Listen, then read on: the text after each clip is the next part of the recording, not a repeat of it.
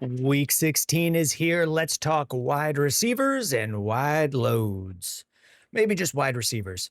Let's talk the ranks for how I would start these players in the fantasy playoffs. We're going to go through this list. I've got them ranked. We might move some of these around. They're about 98% final. So we may move some players or just show tiers here. We're going to start from the top. We'll work our way to the bottom, and we'll talk through each of these players as I see fit. Here's the read on what we've got here. I'll make it a little bit bigger for you.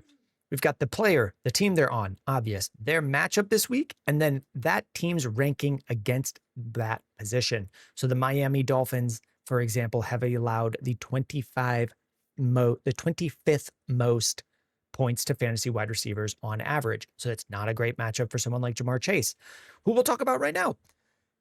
I don't really worry about matchups with my stud players. Ja'Marr Chase, Puka Nacua, Amon-Ra St. Brown, JSN. I like them all. This is all one big tier. There are not a lot of teams that are deciding between these four receivers as the two receivers and one flex that they have. So we won't talk about them a ton. Nico Collins and CeeDee Lamb at 5 and 6. This is just a matchup difference. In most weeks, I would have CeeDee Lamb up in this tier, but he's playing the Chargers, who do not allow a lot of points to fantasy wide receivers. And Nico Collins is taking on the Raiders, who do allow a lot of fantasy points to wide receivers. I'm blanking out. Didn't they just play the Chargers? Who did the Cowboys just play? Or did they play the Vikings? I think they just played the Vikings, and I'm just having a little bit of a brain fart here. Mike Evans taking on the Carolina Panthers. I've got him at 7. Hey, he came back. He did not play a full set of snaps. He played about half the snaps in his first game back and was excellent. I would expect him to get up to maybe 68 to 70% of the snaps this week in his second week back, and he has moved back into that lead wide receiver spot.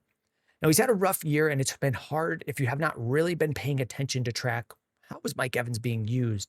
He wasn't the second option to start the year. People think Ibuka, who was having a better fantasy season to start the year, had been moved into that lead option. It was Mike Evans. It just longer touchdowns were going to Ibuka, but Mike Evans was getting more air yards, more targets, more usage. So I've got him at 7. AJ Brown at 8. Since complaining and whining to the team and saying, if you have me in fantasy, get rid of me. He's been fantastic. He's the lead receiver in this offense. Devonta Smith is also very good. And in some weeks, they could have it could be Smith ahead of A.J. Brown, but in most weeks, A.J. Brown, I think, will have a higher score than Smith. Same setup as like CeeDee Lamb and George Pickens. There was a couple weeks where people were saying, what are we doing with CeeDee Lamb? Should we be panicking? Pickens has looked better. That's just a small sample size. Lamb is the better receiver. A.J. Brown is the better receiver. Pickens is good. Smith is good, but they're going to be wide receiver 2s for me. Similar to someone like T. Higgins, who I've got at 12. He's the second option in this offense. If he plays, this is where I have him. He is still at risk of missing this game with concussion. Maybe this ends up being something similar to last year where he sits out the rest of the season, like we saw with Chris Olave, who I have at wide receiver 11, taking on the Jets. The Jets defense looking a little bit worse in the past couple of weeks since trading away a lot of their defensive players. They fired the defensive coordinator in the past couple of weeks. It's not been a great season for the Jets. I like this matchup for Olave. 2 first-year head coaches facing off and one feeling way better than the other. Kellen Moore and Tyler Shuck for the Saints just feels like a much better situation than what is going on with Aaron Glenn and the Jets. That can change next year, but this feels like a Saints win to me. Devontae Adams, I have him ranked here. It is very unlikely that he plays. Last that I checked before this game, they said it's doubtful, or it's feeling closer to a doubtful that he plays on Thursday night. If he does go, this is where I would have him. But otherwise, we're just going to pull him right out, and Puka his ranking wouldn't really change. The tight end rankings change up a little bit. The running back rankings change up a little bit based on Devontae Adams. But if he plays, he's top 10 for me. Same thing with Drake London. I'm not sure that the Falcons rush him back in a lost season. I don't know that they're trying to tank, but it is a team looking at the long-term health of a player. Let's move to Mike Wilson. A lot of people may be wanting to start him. I am still lower on Mike Wilson. Michael Wilson. I'm not sure if he goes by Mike or Michael. With the Cardinals, feel like I'm a broken record, but at some point it should even out. This team is getting way behind early in games and then is still scoring on offense and putting up fantasy production. There will be a game where they just lose, you know, 24-7, and the fantasy producers will stop producing. That is what I would expect should happen, but it just hasn't. It just hasn't. So if you want to start Michael Wilson, yeah, you can.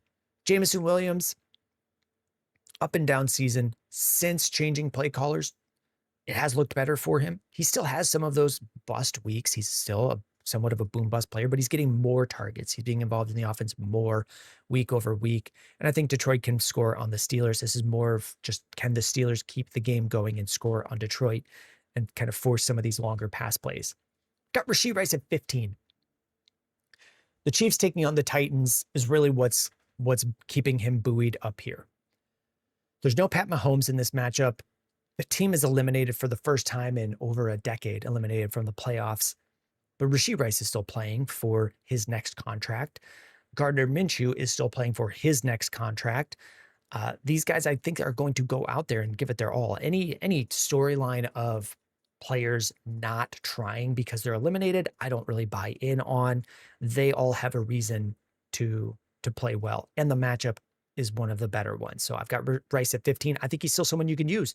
Waddle at 16, taking on the Bengals. You can ignore a little bit of this matchup ranking here in terms of fantasy production to wide receivers that the Bengals allow. They are a bad defense. The offense for Miami is just Achane, Waddle, and maybe Darren Waller getting into the end zone. I think Quinn Ewers can move the ball on Cincinnati. If for a first start, you can't really ask for a better one. I've got Waddle at 16.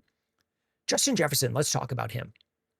A player that on Sunday had a touchdown called back because of a penalty and had a touchdown like hit him in the hands in the end zone, and he just didn't catch it. If he catches those, we would be right back to Justin Jefferson around this 8, 9, 10 range.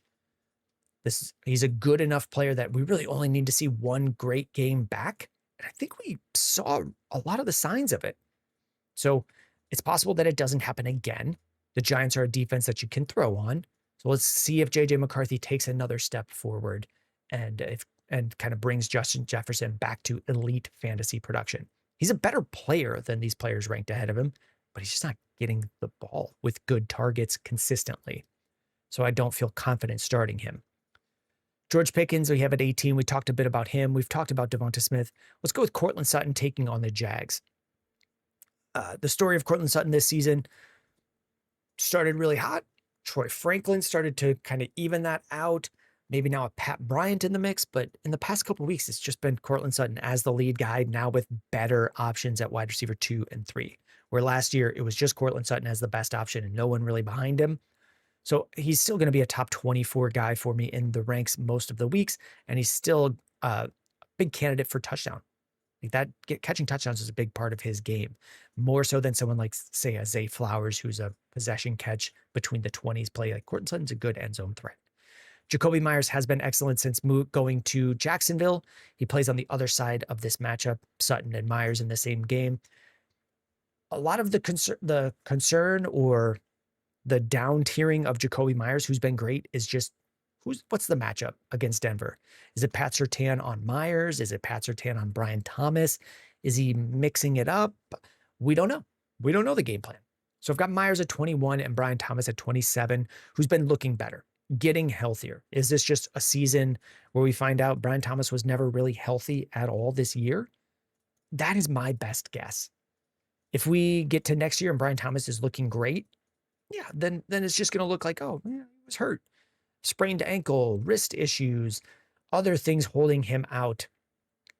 I still believe in Brian Thomas as a talent. I've got him at 27. Zay Flowers, we talked about, just, hey, he's a possession catch. He gets a lot of targets.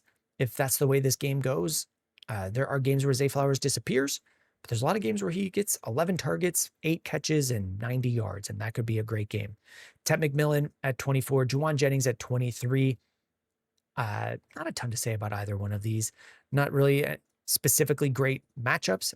Colts have been a pretty good matchup on defense for wide receivers. But Jawan Jennings, Ricky Pearsall, we're not always sure which way that goes. I've got him at 23. It could also just be a Kittle game or McCaffrey getting the touchdowns. A touchdown would be the make or break difference for Jawan Jennings. Let's get into these deeper options. Wan'Dale Robinson, 28, is a decent receiver. Probably disappears again after this year, but with no Malik Neighbors, he's been usable. It's Wan'Dale, it's Slayton, it's maybe Theo Johnson, and no one else. The thing that would keep him down further than in most weeks, where he might be up in the Zay Flowers, Tet McMillan tier, is the matchup with the Vikings. They just have not allowed receivers a passing touchdown in a while. At some point, every streak ends. So it could be this week. It could be Wan'Dale. It could be Theo. It could be Slayton. But I don't like this matchup against the Vikings. Ladd McConkey against the Cowboys. I think a lot of the issues that we're seeing with Ladd are related to Justin Herbert's health. That should continue to get better, but it's still only a couple weeks since he's had a surgery on his left hand. And we've seen it showing up in games. So maybe they blow out the Cowboys, who are one of the easier defenses to throw on. I'm still weary of starting these Chargers receivers.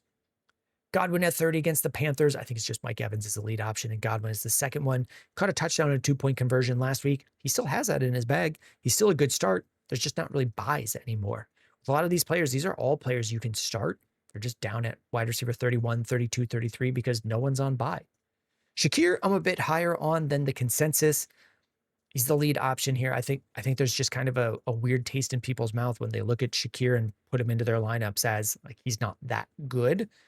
But the offense is really good, and he's the lead receiver in it. He's just not an amazing lead receiver. I think you can use Khalil Shakir. When I check consensus rankings, he's down in like the 40s, and that I don't quite get. Michael Pittman at 32. We've talked a bit about Phillip Rivers. Like he did look okay against the Seahawks. Playing against that defense in Seattle is a tough ask. Playing the 49ers, a little bit easier. I think we could see Pittman have a bit of a bounce back game. Jayden Reed, DJ Moore in the same matchup. If there's no Christian Watson, Jayden Reed should move into a larger role. He would then go back to the lead pass catcher among this group that doesn't really have a great lead option. Christian Watson has looked great in the weeks before getting injured. Dontavian Wicks has had his games. Romeo Doubs has had his games. Neither one of those guys are fantastic bets for fantasy. Jayden Reed has had a track record of success. I don't feel confident putting him in. Similar with DJ Moore. He scored 2 touchdowns on Sunday. I don't feel confident putting him in my lineup on Saturday. He has still disappeared, but if there's no Rome Odunze, there's no Luther Burden, he's still really talented. He hasn't gotten significantly worse. I'm not sure what's been going on with the Bears, but he still has that in his bag. Like he can still score. We talked a little bit about Troy Franklin when we were talking about Cortland Sutton. It's just kind of tailed off a little bit. Pat Bryant has looked good as well. The tight end, Evan Ingram, has been catching passes. I would expect it to just be Cortland Sutton and then a mix of those other guys. Deebo Samuel, not a ton to say about him. Just the production hasn't quite been there. Ibuka, still getting his targets. Still getting his targets in this offense. He's just now, his snap share has dipped with Godwin back, with Evans back.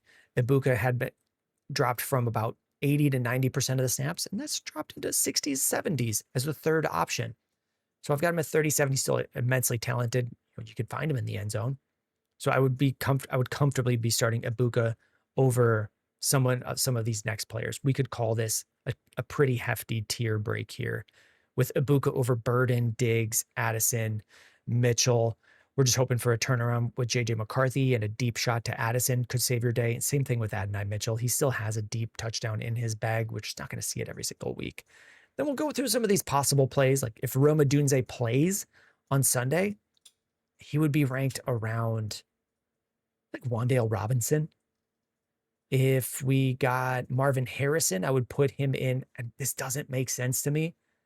I think he's a better player than Michael Wilson, but if Marv played, he would be ranked around Cortland Sutton. Like the whole situation with Michael Wilson being way better without Marv and better than Marv was when he was there. It's not like they were splitting passes between Marv and Michael Wilson. The offense just wasn't going. But that's where he would be if he was playing. Jalen Coker is someone you can start for a deep shot touchdown. These are all desperation plays, though. Quentin Johnston, Keenan Allen, same thing. They're tied to the health of Justin Herbert, but we just haven't seen it in a while. And then Garrett Wilson, I'm not sure when he's coming back. Ricky Pearsall, there's just better options. And if Christian Watson were to play on Saturday, I'd rank him around kind of this Tet McMillan, Zay Flowers, Terry McLaurin range. We've got the please no tier. These are not ranked. These are just other players that were possible options that I could not get into the top 40. So they're all also viable on top. I mean, top 40, and then here's 12 more that this is also just kind of a mix. Top 40, we feel pretty good on the rest of these guys. You can ask in the comments. Someone like John Mechie, Tez Johnson, they might score. You could ask where I would rank them, and we'll let you know. If this has helped you set your lineup, let me know with a like, a subscribe. If you disagree with a rank, let me know in the comments. The whole game is just us valuing guys differently. So there's nothing wrong if you disagree. I'm definitely going to be wrong about some of these. If you are looking for quarterback ranks, running back ranks, tight end ranks, there will be a link to one of those on your screen. Otherwise, you can check in on the profile we drop on the YouTube channel. We drop quarterbacks, wide receivers, running backs, and tight end ranks each week of the fantasy season. Thank you very much. I will see you in the next one.